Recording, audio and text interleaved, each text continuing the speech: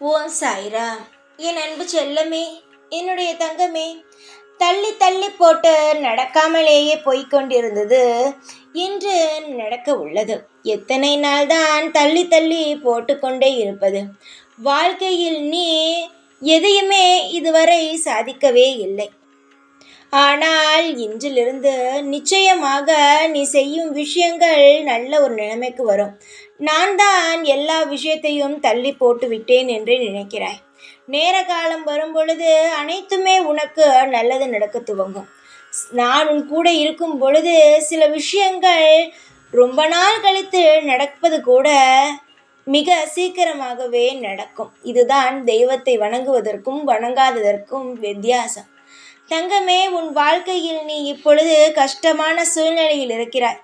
வெற்றியை பார்ப்போமா, நம்முடைய வாழ்க்கையில் நல்லது நடக்குமா, இப்படியெல்லாம் யோசித்து கொண்டு இருக்கிறாய்.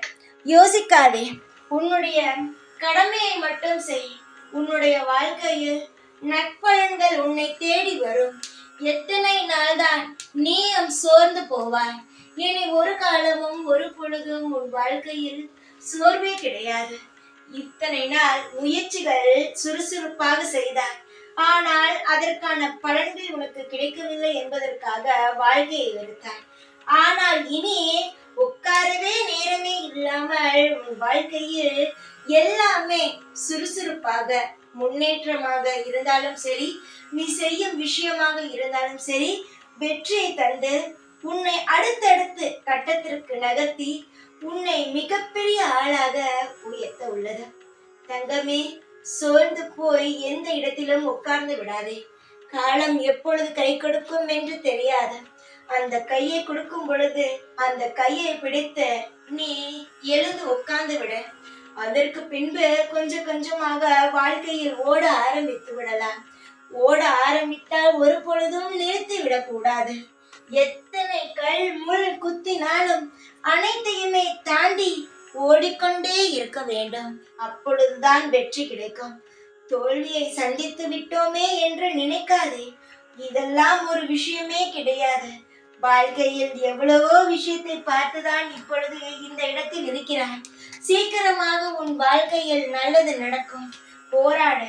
போராடினால் தப்பல்ல, போராடாமல் அமைதியாக இருந்தால்தான் தப்பு. உன்னுடைய வாழ்க்கையில் இதுவரை தள்ளி தள்ளி போய்கொண்டே இருந்த விஷயமானது உன்னுடைய வாழ்க்கையில் நடக்க உள்ளது. அதனால் இந்த நேரம் சோர்ந்து அமைதியாக உட்கார்ந்து விட்டால் எல்லாமே கஷ்டமாகிவிடும். நான் எது உனக்கு சொன்னாலும் நல்லதுக்குத்தான் சொல்வேன் என்று நம்பு. உன்னுடைய அனைத்து கவலைகளையும் ஒரு நொடியில் நான் மாற்றுகிறேன். எனக்கு எல்லா சக்தியும் இருக்கிறது. ஆனாலும் நான் ஏன் அமைதியாக இருக்கிறேன் என்றால், நீ எதுவாக இருந்தாலும் புரிந்து கொள்ள வேண்டும் என்றுதான். நீ அனைத்தையுமே புரிந்து கொண்டாய். இனி எல்லாம் நல்ல முறையில் நடக்கும். இனி தடங்கள் இருக்காது. எந்த ஒரு சுப காரியமும் நல்ல விஷயமும் தள்ளி தள்ளி போகாது. எல்லாமே நல்ல முறையில் நடக்கும். காலம் முழுவதும் இன்பமாக செழிப்பாக உன் வாழ்க்கை அமையும்.